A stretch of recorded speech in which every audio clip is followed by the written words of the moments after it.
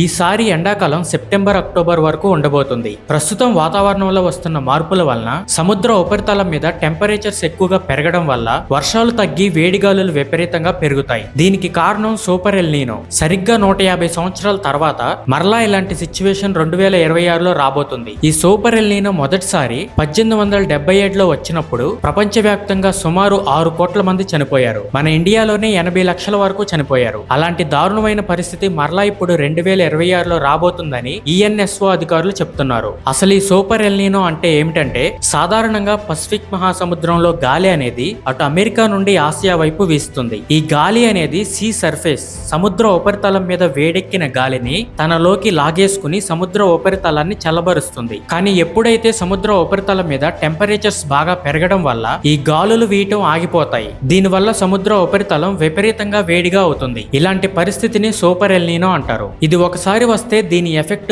6 నుండి 12 నెలల వరకు ఉంటుంది. అందుకనే ఈ సమ్మర్ లో అందరూ జాగ్రత్తగా ఉండండి.